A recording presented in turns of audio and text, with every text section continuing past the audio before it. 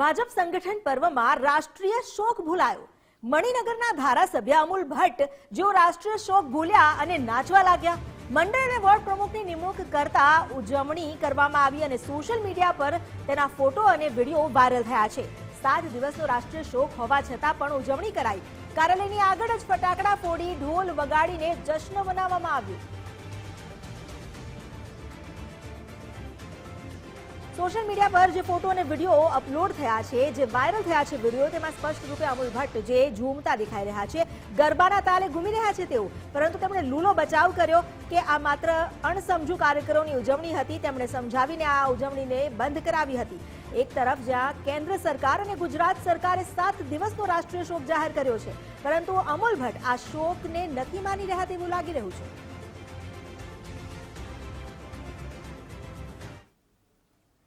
રાષ્ટ્રીય શોક દરમિયાન જ સંગઠન પર્વમાં જે ઉજવણીનો માહોલ ઉભો થયો હતો તેને લઈને અમૂલ ભટ્ટે લૂલો બચાવ કર્યો। ઘટના સમયે હું એમપી એમએલએની મીટિંગમાં હતો, ધારાસભ્યએ આ જણાવ્યું છે અને પછી એવો જવાબ આપ્યો કે કેટલાક અણસમજુ કાર્યકર્તાઓએ ઉજવણી કરી, પ્રમુખોની વરણી થઈ એટલે ઉજવણીનો ઉત્સાહ હતો। કેટલાક લોકો ઉત્સાહમાં ઉજવણી કરી રહ્યા હતા। ઉજવણી કરી રહેલાઓને સમજાવ્યા, રસ્તા પર ન ઉજવણી કરવા જણાવ્યું। પ્રક્રિયાના ભાગરૂપે ક્યાંક નાની મોટી ઉજવણી થઈ। હું બહારથી આવ્યો ત્યારે ફોટા પડાવ્યા, કાર્યકરોને સમજાવ્યું કે ઉજવણીનું તથ્ય નથી, આ કોઈ ક્રિમિનલ ગુનો નથી, નિંદનીય ગુનો નથી તેવું પણ ધારાસભ્યએ જણાવ્યું છે। કોઈની લાગણી દુભાય તો તેને લઈને હું માફી માંગુ છું એમ કહી ધારાસભ્યએ હાથ અદ્ધર કરી લીધા। પૂર્વ વડાપ્રધાન મનમોહન સિંહના નિધનને પગલે 7 દિવસના રાષ્ટ્રીય શોકની જાહેરાત કરવામાં આવી રહી છે। મહત્વનું છે કે દેશમાં કોઈ પણ ઔપચારિક કે પછી સરકારી કાર્યક્રમ મોકૂફ રાખવામાં આવ્યા છે, તેવામાં ભાજપના વોર્ડ પ્રમુખની જાહેરાત કરવામાં આવી હતી અને ભાજપ દ્વારા તો કોઈ પ્રકારની ઉજવણી કરવામાં આવી નથી, પરંતુ મણિનગર વિધાનસભાના ધારાસભ્ય અમૂલ ભટ્ટના કાર્યાલયની બહાર ઉજવણી કરી હોવાના જે વિડીયો છે, ફોટાઓ છે, તે સોશિયલ મીડિયામાં વાયરલ થયા છે। જાણીશું આ જ મુદ્દે મણિનગર વિધાનસભાના ધારાસભ્ય અમૂલ ભટ્ટ પાસેથી।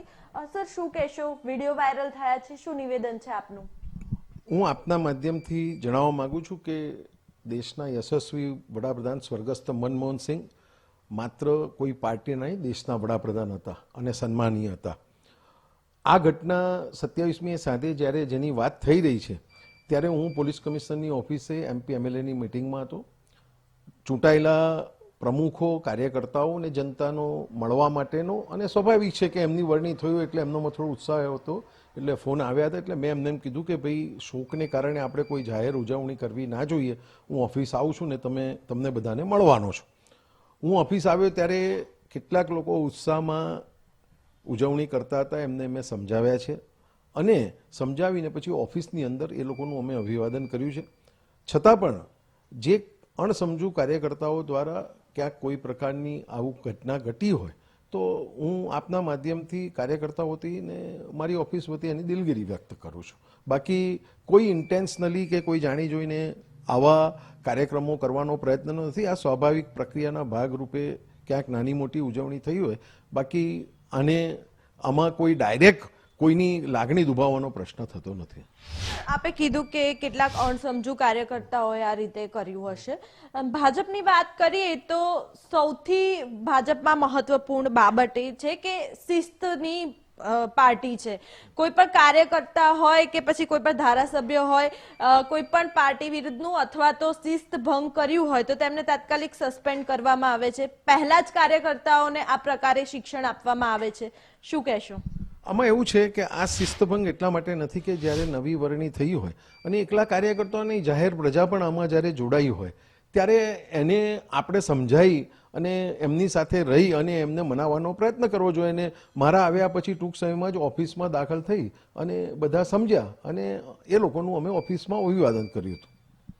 સર, સોશિયલ મીડિયામાં જે વિડીયો અને ફોટા વાયરલ થયા છે એમાં આપ પણ ઉજવણી કરતા દેખાવ છો, આપ પણ ગરબા કરતા અથવા તો ડાન્સ કરતા થોડાક મિજાજમાં જોવા મળ્યા છો, શું કહેશો? હું બહારથી આવ્યો ત્યારે મારા ઓફિસના પગથિયા પર મેં ફોટોગ્રાફ્સ પડાયો છે।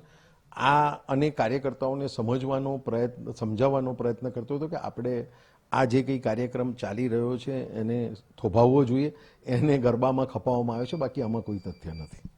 બિલકુલ, એટલે કે કોંગ્રેસના સર ધારાસભ્ય હોય કે પછી કાર્યકર્તાઓ હોય, પ્રદેશ પ્રમુખ હોય, તેમના દ્વારા આ મુદ્દે FIR કરવાની પણ માંગ કરવામાં આવી રહી છે. શું કહેશો?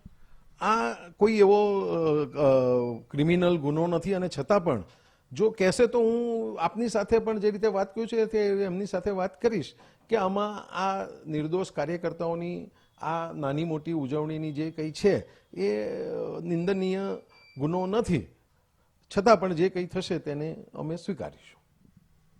બિલકુલથી, એટલે કે આ હતા ધારાસભ્ય અમૂલ ભટ્ટ. તેમને સાથે ગુજરાત ફર્સ્ટ દ્વારા વાત કરવામાં આવી. મહત્વનું છે કે કેટલાક કાર્યકર્તાઓ દ્વારા ઉજવણી કર્યું હોવાનું તેમને સ્વીકાર કર્યો છે. હવે આગામી દિવસોમાં આ મુદ્દે ભાજપ અને કોંગ્રેસ સામસામે આવશે તો નવાઈ નહીં. કેમેરામેન મનીષ દવે સાથે માનસી પટેલ, ગુજરાત ફર્સ્ટ, અમદાવાદ.